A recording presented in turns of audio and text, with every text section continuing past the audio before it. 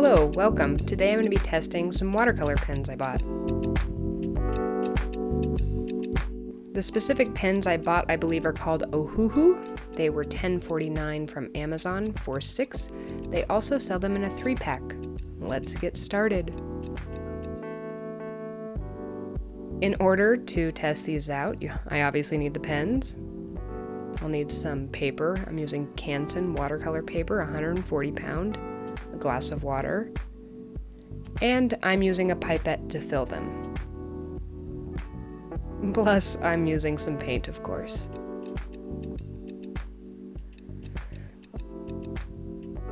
This set of pens comes with 6 pens, 3 that are a fine tip or a point, and 3 that are a flathead. Let's take a look at what we're working with.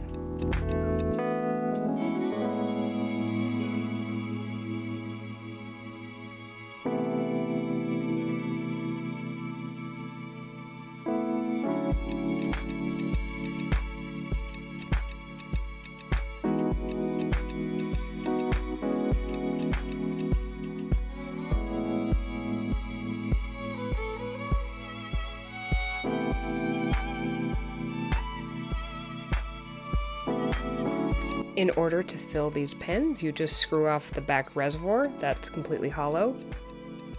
And I'm using a pipette to fill these. I'm sure you could just stick them in the water and kind of suction it in or go to a sink, but this was easiest for me, so.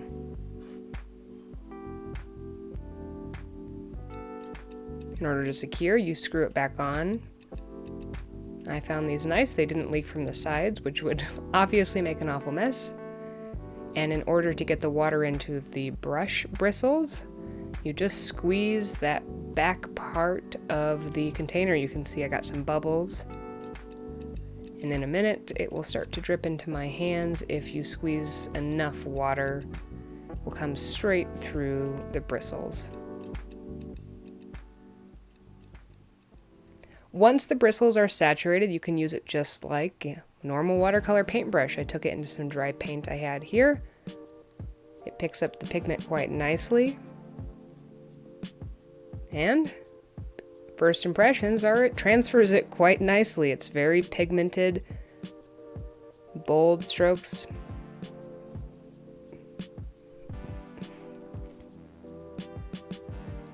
Whenever I'm testing a new product, I just kind of play around with it a little bit, new brushes especially. It often seems like one of the biggest hurdles of making art is getting to know your supplies, so that's exactly what I'm doing here. Seeing how long it will hold the pigment, seeing how it moves, how it functions, how I hold it, where I hold it. It kind of depends. If you hold it up too high, it does squeeze too much water. In order to remove pigment from the brush, you can kind of just wipe it on a paper towel while squeezing water through the bristles. You'll see that it's gotten stained from the pigment. Or you can actually just go ahead and rinse it off in water like you normally would. It's really up to you. I guess there's no point in having those if you don't, or if you also carry around a pot of water, but, you know, I had it. So this made activating watercolor pretty easy. I was able to just hold my brush over the little pot and squeeze to get a few drops in. Was able to pick up the pigment, and away I went.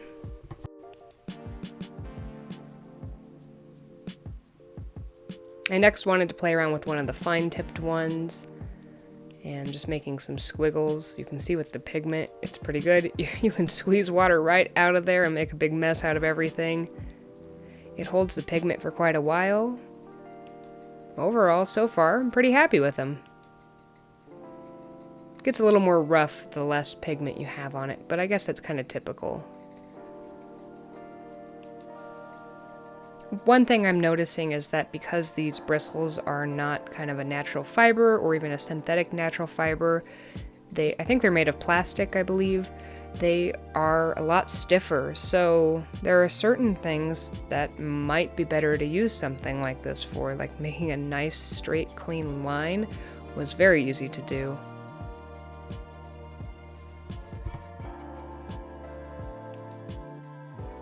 One of the most important skills in watercolor is being able to make a solid color or a gradient, and I was kind of thinking that you had a natural way to make a gradient with these brushes, so I wanted to test it.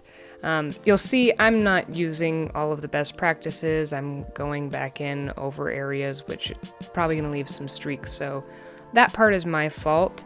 But I am noticing I'm having a lot of trouble with water control. I'm getting too much in there. I'm used to working with a round brush, not a flat brush, but I thought that these big, thick brushes would be good to work with.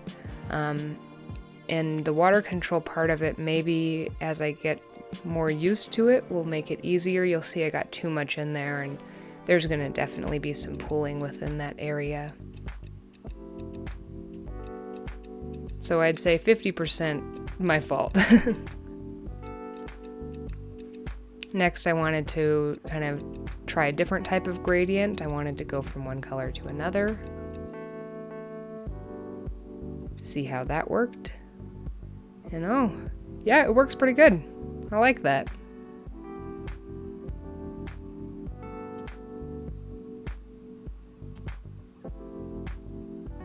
I could definitely create a smoother gradient in those areas, but for a first try with these brushes, I'm not too upset about that. I think I could figure out a way to make that work. I thought the best way to test these would be to test them against their brush equivalents. So I went ahead and found the most similar brushes I use for watercolor and placed them next to the watercolor pens.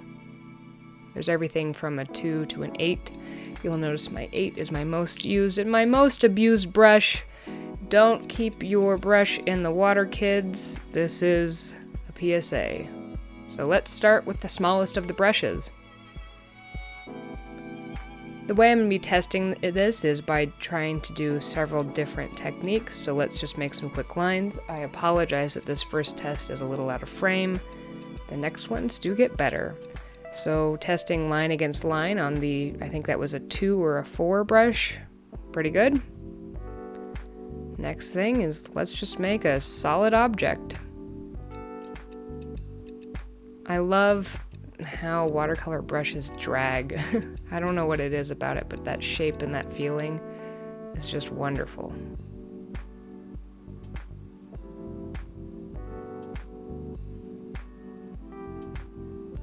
This one has a very fine tip, and it seems to, because it doesn't drag like my other brushes do, it's quite difficult to fill that box in. I think that's going to be pretty streaky. Next, let's test with a nice just kind of detail type thing. And one of the smush leaves.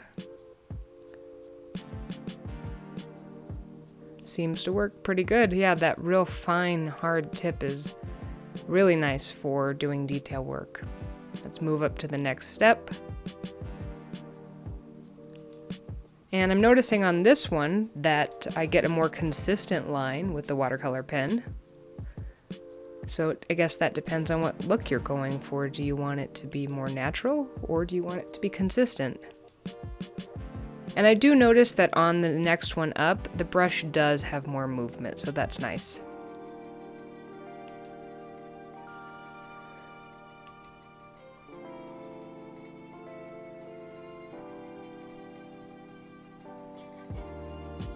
Has more movement, but yet you're still able to do the fine details quite well.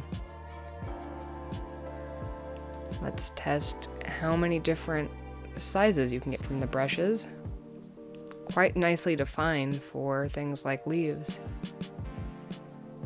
Here's my abused number 8. It still works pretty well, you can see. Let's see how it holds up to the watercolor pen. This is the largest of the fine tips, but yet it seems like the point on it is actually more pointy than the step down, so that was kind of odd, but it does move nicer than the very first one I tested.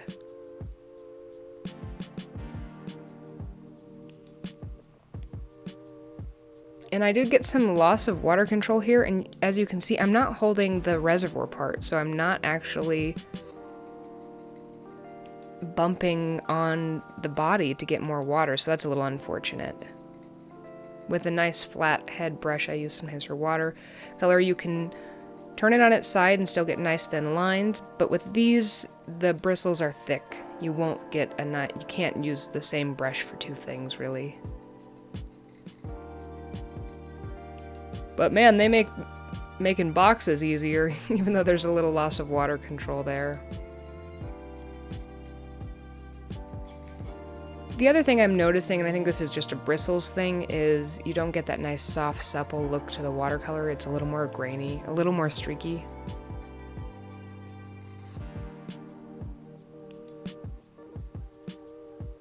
Again, I'm getting some loss of water control there.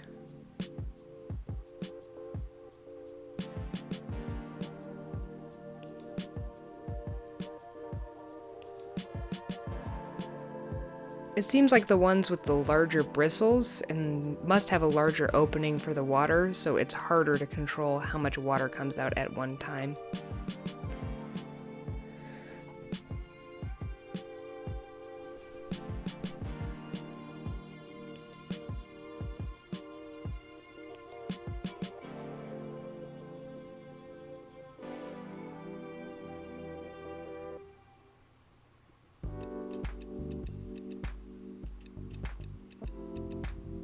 Okay, so my general thoughts are there are some cons with this. You get a loss of water control, you heard me say that. A more grainy, streaky look because the brushes aren't so supple.